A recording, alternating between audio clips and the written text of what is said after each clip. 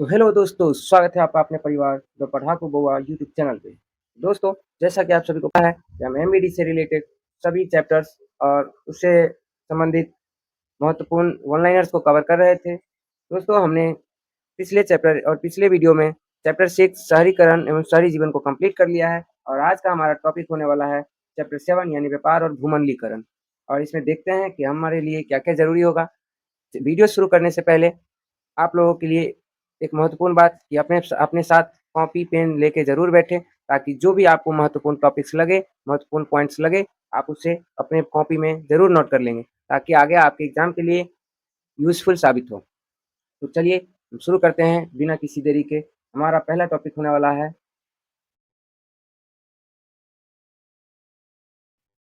3000 3000 ईसा पूर्व से समुद्र तटीय समुद्र तटों पर होने वाले व्यापार के माध्यम से सिंधु घाटी की सभ्यता उस इलाके से भी जुड़ी हुई थी, जिसे आज हम पश्चिमी एशिया के नाम से जानते हैं। और इससे रिलेटेड हमारे पास बहुत ही महत्वपूर्ण टॉपिक है। 3000 ईसा पूर्व से 3000 ईसा पूर्व में समुद्री तटों पर होने वाले व्यापार के जरिए सिंधु घाटी सभ्यता पश्चिमी एशिया से जुड़ी हुई थी। किससे जुड़ी हुई थी? पश्चिमी एशिया से जुड़ी हुई थी। और सिंधु घाटी सभ्यता के बारे में कुछ और जानकारी हम देख लेते हैं, हमारे पास है।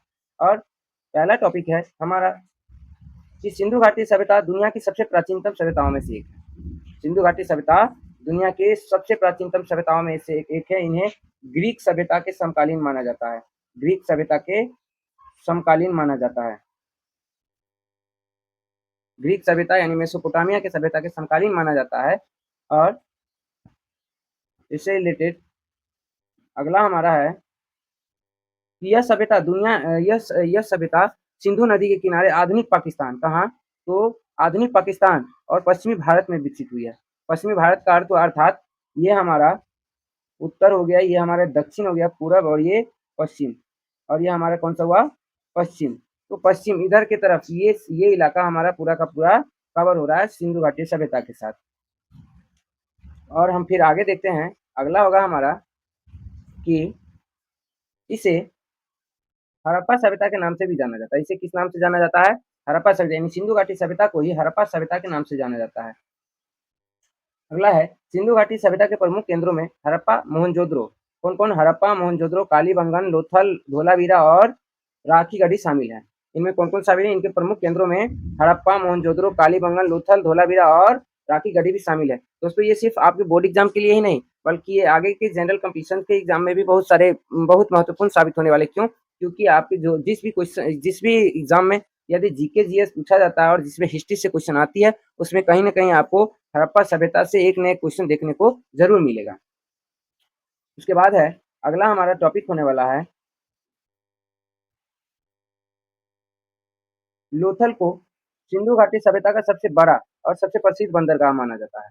किसे? तो लोथल को। ध्यान रखेंगे, लोथल को सिंधु घाटी सभ्यता की सबसे बड़ा और प्राचीन सबसे बड़ा और सबसे प्रसिद्ध बंदरगाह माना गया है। यह वर्तमान में गुजरात में, यह वर्तमान में कहाँ है? गुजरात में। क्वेश्चन बहुत ही ज्यादा एग्जामिनर का फेवरेट है ये क्वेश्चन सिंधु घाटी सभ्यता के सबसे बड़े शहर या सबसे प्रसिद्ध बंदरगाह लोथल बंदरगाह वर्तमान में कहाँ स्थित है? तो वर्तमान के कहाँ है? तो गुजरात में है। ठीक, चलिए हम आगे बढ़ते हैं। सिंधु घाटी सभ्यता के लोगों का मुख्य व्यवसाय क्या था? कृषि था। सिंधु घाटी सभ्यता के लोगों का मुख्य व्यवसाय वो मुख्य तौर पे कृषि करते थे। हालांकि उनकी व्यापार बहुत सारे देशों से जुड़ी हुई थी और बहुत सारे मतलब सभ्यताओं से जुड़ी हुई थी। वे गेहूं, जौ, मटर और केला जैसी फसलें उगाते थे। ये सबसे पहले माना कहा जाता है, सबसे पहले उन्होंने जौ उगाया था। और मेसोपोटामिया में हड़प्पा लिपि वाली कई सिंधु मोहरें मिली हैं। जो सिंधु सभ्यता के मोहरे हुआ करते थे, वो भी देखे गए हैं। कहाँ? मेसोपोटामिया की सभ्यता, यानी जहाँ भी मेसोपोटामिया सभ्यता की खोज हुई है, वहाँ पे सिंधु सभ्यता की मोहरे यानी सिक्के दिखे गए हैं। इसका अर्थ ये हुआ कि सिंधु घाटी सभ्यता की यानी हड़प्पाई लोगों के डायरेक्ट कांटेक्ट थे वहां के मेसोपोटामिया के सभ्यताओं के लोगों से। चलिए देखते हैं आगे, हम बढ़ते हैं अगले टॉपिक की तरफ। हमारा टॉपिक है कि हम भूमंडलीकरण यानी वैश्वीकरण के युग में गुजर रहे हैं। हम किस युग से गुजर रहे हैं? तो हम भूमंडलीकरण यानी वैश्वीकरण के युग से गुजर रहे हैं। और वैश्वीकरण से अभिप्राय यह है कि विभिन्न देशों के बीच वस्तुओं सेवाओं, पूंजी एवं प्रौद्योगिकी के मुख्य प्रवाहों को प्रोत्साहित करना और विविध देशों द्वारा इन प्रवाहों पर लगाए गए प्रतिरोधों को तेजी से हटाया जा रहा है। देखते हैं आगे क्या है कि वैश्वीकरण या भूमंडलीकरण दुनिया भर में वस्तुओं, सेवाओं, पूंजी और प्रौद्योगिकी के मुक्त प्रवाह को प्रोत्साहित करने की एक प्रक्रिया है। और वैश्वीकरण के बारे में ज़्यादा जानकारी अभी हम देने वाले हैं आपको, और आप ध्यान से इस चीज़ को नोट करते चलेंगे। पहला है कि वैश्वीकरण दुनिया भर में विचारों, ज्ञान, सूचना, माल और सेवाओं के फैलाव की प्रक्रिया है। क्या-क्या है? वैश्वीकरण दुनिया भर में विचारों के, ज्ञान के, सूचना, माल और सेवाओं के फैलाव की क्या है? प्रक्रिया है। अगला है वैश्वीकरण दुनिया के लोगों को आपस में जोड़ता है। क्या करता है वैश्वीकरण? वैश्वीकरण क्या है कि वैश्वीकरण क्या है कि दुनिया भर में जितने भी लोग होंगे, दुनिया भर के लोगों को आपस में जुड़ता है। सभी देशों को या सभी राष्ट्रों को आपस में क्या करता है? जुड़ता है। ठीक, चलिए आगे देखते हैं। उसके बाद है अगला है कि वैश्वीकरण दुनिया के लोगों को आपस में जोड़ता है और इसमें विश्व राजनीति, अर्थव्यवस्था और संस्कृति शामिल है। इसमें किस किस आधार पर जोड़ती है ये वैश्वीकरण? तो दुनिया के लोगों को या दुनिया को विश्व में राजनीति के आधार पे, अर्थव्यवस्था के आधार पे और संस्कृति के आधार पे क्या करती है? जोड़ती है एक दूसरे से। वैश्वीकरण वैश्वीकरण दुनिया भर में व्यापार संचालन को बढ़ाता है। क्या करता है? दुनिया भर में व्यापार संचालन को बढ़ाता है और संचार, तकनीकी प्रगति और सामाजिक, आर्थिक, राजनीतिक और पर्यावरणीय विकास को सुगम बनाता है। आगे देखते हैं। वैश्वीकरण दुनिया के जितने ज़्यादा देश और क्षेत्र राजनीतिक, सांस्कृतिक और आर्थिक रूप से एक दूसरे से जुड़ेंगे, दुनिया की उतनी ही ज़्यादा क्या वैश्वीकृत होगी। दुनिया उतनी ही ज़्यादा क्या होगी? वैश्वीकृत होगी।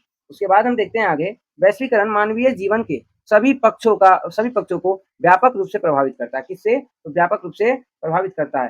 फिर अगला है वैश्वीकरण सांस्कृतिक और आर्थिक प्रणालियों के अभिसरण क्या करते हैं? प्रणालियों के अभिसरण से प्रेरित है। किससे क्या प्रेरित है? तो वैश्वीकरण सांस्कृतिक और आर्थिक प्रणालियों के अभिसरण से प्रेरित है। चलिए देखते हैं आगे। बड़े भूस्वामियों के दबाव में ब्रिटेन ने मक्का आयात पर प्रतिबंध लगा दिया और इसे कॉर्न लॉ के नाम से जाना जाता है।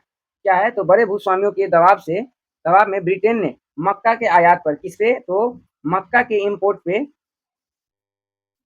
इंपोर्ट पे क्या कर दिया था?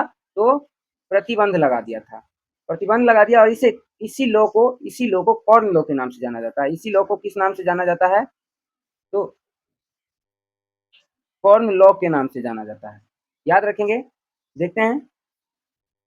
खेती बेहद आकर्षक हो गई। खेती क्या हो गई थी? बेहद आकर्षक हो गई और खेती की जमीन का व्यापार बहुत ही लाभदायक दरों पर होने लगा। और 1815 ईस्वी में जब युद्ध समाप्त हुआ, कब? तो 1815 ईस्वी में जब युद्ध समाप्त हो गए तो पहला कॉर्न लॉ लागू किया गया। कौन सा लॉ? तो 1815 में जैसे ही क्या हुई? युद्ध समाप्त हुई तो पहला कॉर्न लॉ लाया गया।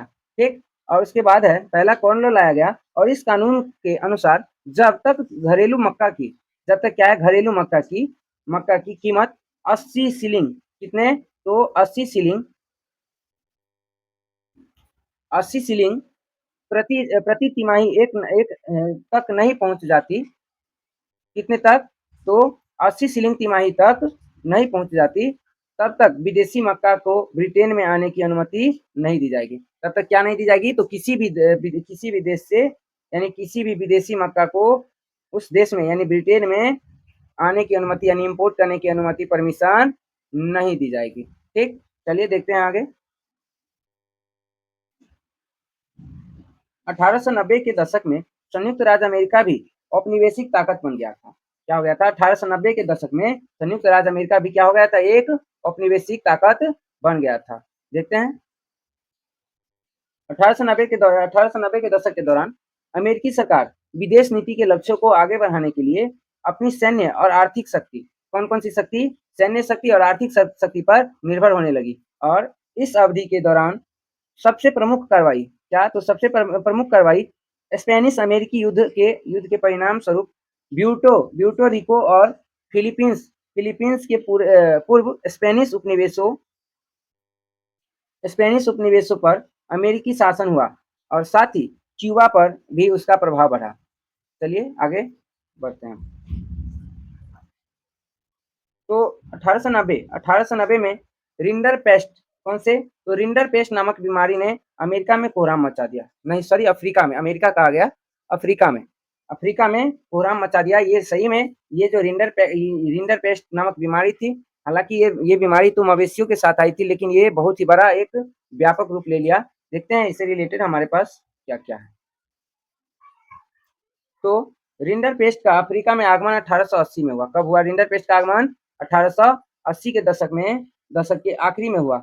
और यह बीमारी उन मवेशियों के साथ आई थी जो ब्रिटिश एशिया से लाए गए थे। कहाँ से लाए गए थे? तो ध्यान रखेंगे, ब्रिटिश एशिया से लाए गए थे। और उस समय इटालियन सैनिक पूर्वी अफ्रीका में एरिट्रिया पर आक्रमण कर रहे थे और इन मवेशियों को उन सैनिकों के राशन के लिए लाया गया था। और रिंडर पेस्ट पूरे अफ्रीका में किसी जंगल की आग की तरह फैल गई और यह बीमारी इतनी तेजी से फैल गई कि 1892 आते आते बीमारी अफ्रीका के पश्चिमी तट तक पहुंच चुकी थी। और इस दौरान रिंडर पेस्ट ने अफ्रीका के मवेशियों की आबादी का 90% कितना, तो 90% हिस्सा का क्या कर दिया? सफाया कर दिया, यानी हिस्सा साफ कर दिया। और अफ्रीकियों के लिए मवेशियों का नुकसान होने का मतलब था रोजी रोटी पर खतरा। क्या होना? तो रोजी रोटी पर खतरा होना। और अब उनके पास खानों और बगानों में मजदूरी करने के अलावा और कोई चारा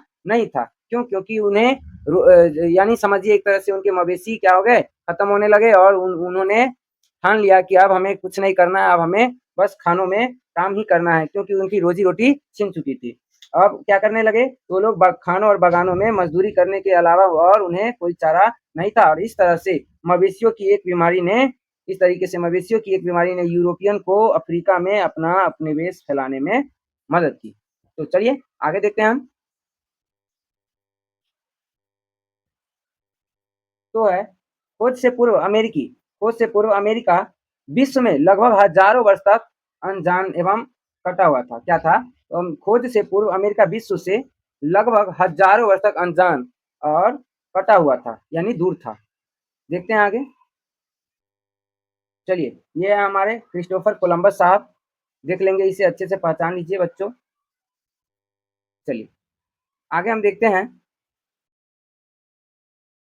नए समुद्री मार्ग की खोज ने न सिर्फ व्यापार को फैलाने में मदद की, बल्कि विश्व के अन्य भागों में यूरोप की फतह की नींव भी रखी। और अमेरिका के पास खनिजों का अकूत भंडार था और यहाँ अनाज भी प्रचुर मात्रा में था। यहाँ अनाज भी क्या था? प्रचुर मात्रा में था। और अमेरिका के अनाज और खनिजों ने दुनिया के अन्य भाग के लिए क्या, अन्य भाग के लोगों का जीवन पूरी तरह से बदल दिया। देखते हैं आगे। यही हमारे क्रिस्टोफर कोलंबस साहब, जो क्या थे? अमेरिका के खोज करने के लिए निकले तो थे इंडिया की खोज करने, और निकल गए कहाँ? पहुंच गए अमेरिका। ये कहाँ के थे? क्रिस्टोफर कोलंबस साहब थे, इटली के थे। और ये कहाँ के? तो स्पेन के झंडा तले इन्होंने अमेरिका की खोज की। कहाँ की, किसकी खोज की? अमेरिका की खोज की। चलिए पढ़ते हैं आगे, देखते हैं। ये यहाँ से निकले हुए थे, और यहाँ आके पहुंचे। ठीक, कहाँ पहुंचे? ये दक्षिणी अमेरिका पहुंचे। और यहीं से इन्हें कहा जाता है कि 1492 ईस्वी में इन्होंने क्या कर दिया? अमेरिका की खोज की। ठीक, चलिए देखते हैं आगे। तो क्रिस्टोफर कोलंबस का जन्म 26 अगस्त और 31 अक्टूबर 1451 के बीच, यानी इसका इसके जन्म की तिथि कोई फिक्स अभी हम लोगों को पता नहीं चल पाया है। इसी कारण हम 26 से 31 अगस्त के बीच में मानते हैं कि इनका जन्म हुआ है। कहीं 26 अगस्त मिलेगा और कहीं आपको 31 अगस्त, इन्हीं दिनों के बीच में आपको इन्हीं तारीखों के बीच में कोई एक तारीख कहीं ना कहीं पढ़ने को मिल सकता है।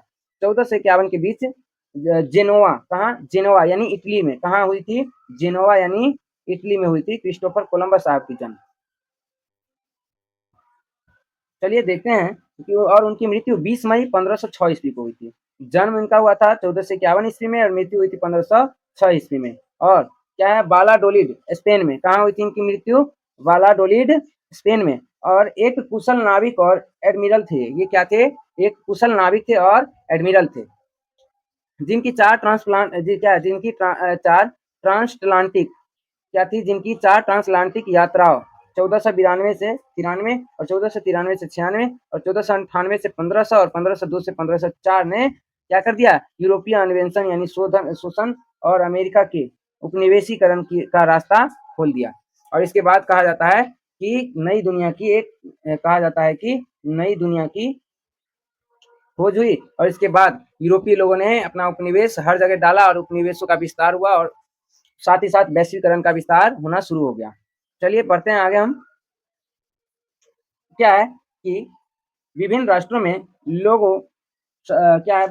में लोगों सामानों तथा सेवाओं की निर्विरोध गतिविधियों की अनुमति को भूमंडलीकरण कहते हैं।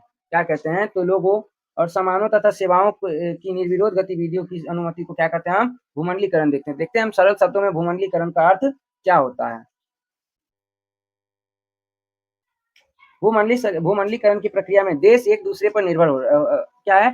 देश एक दूसरे पर निर्भर हो जाते हैं और लोगों के बीच की दूरियां घट जाती है। क्या होती है कि लोग, हर व्यक्ति यानी पूरे सभी लोग एक दूसरे पर क्या होने लगते हैं? एक दूसरे पर निर्भर होने लगते हैं। और क्या होने लगती है? सभी लोगों के बीच की दूरियां घटने लगती है ना? सभी लोगों के बीच की दूरियां घट जाती है और एक देश अपने विकास के लिए दूसरे देश पर निर्भर रहने लगता है। क्या होने लगता है? एक देश अपने विकास के लिए दूसरे देशों पर निर्भर रहने लगता है। ठीक। और निर्भर करता है। उदाहरण के लिए सूती कपड़े के उद्योग में महत्वपूर्ण नामों में से एक जापान, भारत और अन्य देशों में पैदा हुई कपास पर निर्भर करता है। जैसे सूती कपड़ा का निर्माण जैसे भारत, जापान बहुत सारे देश करते हैं, लेकिन इन्हें कपास अन्य सारे देशों से, बहुत सारे जगहों से खरीदना पड़ता है और ये लोग एक दूसरे पर निर्भर रहते हैं। जैसे हमारे देश में मसाले बहुत होते हैं, तो बहुत सारे देश हम लोगों पे मसालों के लिए निर्भर रहते हैं। उसी तरीके से चलिए आगे देखते हैं हम। तो दोस्तों, यही आपका यहीं पर आपका पीपीटी, आज का पीपीटी खत्म हुआ, आज का क्लास खत्म हुआ। दोस्तों, आपका होमवर्क आज का आपका होमवर्क होने वाला है। ध्यान रखेंगे दोस्तों, आप लोग जो होमवर्क आप लोग को दिया जाता है उसका जवाब कमेंट बॉक्स में आप जरूर देंगे, जरूर देंगे, क्योंकि ये आपके लिए ही दिया जाता है। और चलिए देखते हैं आज का आपका होमवर्क क्या होने वाला है। सिंधु घाटी सभ्यता का क्या है? सिंधु घाटी सभ्यता के प्रमुख केंद्रों में कौन कौन शामिल थे? आपका आज का पहला क्वेश्चन है कि सिंधु घाटी सभ्यता के प्रमुख केंद्रों में कौन कौन शामिल थे। और दूसरा क्वेश्चन है रीडर पैक्ट क्या था?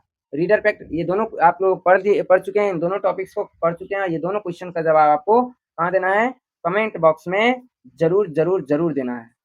ध्यान रखेंगे। और यदि वीडियो आपको अच्छा लगा हो तो लाइक सब्सक्राइब और शेयर जरूर करेंगे। और यहाँ तक आपने यदि वीडियो को देखा है तो आप लोगों को दिल से धन्यवाद। और दोस्तों, इस वीडियो को ज़्यादा से ज़्यादा लोगों तक शेयर करें, क्योंकि आपके साथ साथ आपके दोस्त भी आपके साथ मिल के पढ़ पाएँ और इन सभी टॉपिक्स को यदि वो नहीं जानते हैं तो उन सभी को इन टॉपिक्स के बारे में भी पता चल पाए। और दोस्तों, आप लोगों के लिए खुशी की बात है और मैं भी बहुत खुश हूँ कि आप लोगों ने 50 सब्सक्राइबर 50 सब्सक्राइबर्स कंप्लीट कर दिए हैं। और जैसा कि मैं आप लोगों से चर्चा कर रहा था, बार-बार चर्चा कर रहा था ऑफ़लाइन में, कि मैं लाइव आने की कोशिश करूँगा। जैसे ही मेरे 50 सब्सक्राइबर्स पूरे हो जाते हैं, तो मैं लाइव आने की कोशिश करूँगा। तो आप लोग दोस्तों सजेस्ट करेंगे हमें कि लाइव आने की समय क्या होनी चाहिए? क्योंकि आप लोगों को पता है कि मैं अभी मोबाइल से ही पढ़ा रहा हूँ। तो मोबाइल से पढ़ाने की बात ये है कि मैं जो सारे कामों को पीपीटी वगैरह जो खुद से बनाता हूँ और मैं अभी ऐसा प्रॉपर टीम नहीं बना पा रहा हूँ या फिर ऐसा प्रॉपर कोई काम नहीं कर पा रहा हूँ और साथ-साथ मुझे भी पढ़ना होता है। तो दोस्तों, मैं चाहता हूँ कि आप लोग मुझे कोई टाइम दें, जिस टाइम पे मैं आप लोगों के लिए लाइव आ सकूँ और आप लोगों के साथ में लाइव में सारा का सारा ऑब्जेक्टिव्स डिस्कस करूँगा। और जितने भी ऑब्जेक्टिव्स होंगे, जितने भी टॉपिक्स हैं और आपके बोर्ड एग्ज़ाम में आने वाले जितने भी टॉपिक्स होंगे, ऑब्जेक्टिव्स होंगे, सभी को मैं लाइव में क्लियर करूँगा। सभी को मैं लाइव आके क्लियर करूँगा। सभी को मैं क्या करूँगा? तो लाइव आके क्लियर करूँगा। ठीक? तो दोस्तों, तो आप लोगों से यहीं पे विदा चाहूँगा। आपने 50 सब्सक्राइबर पूरा दिए, इसके लिए दिल से बहुत ही धन्यवाद और कोशिश करिए कि जल्द से जल्द मेरा चैनल मोनेटाइज़ हो जाए और आप लोग ज़्यादा से ज़्यादा इस वीडियो को शेयर करें और हमारे चैनल को लाइक, शेयर, सब्सक्राइब करवाएँ और करें, ताकि मेरा भी सपोर्ट हो सके और आप लोग भी अपने अच्छे से आप लोग भी अपनी तैयारी आगे अच्छे से बढ़ा पाएँ।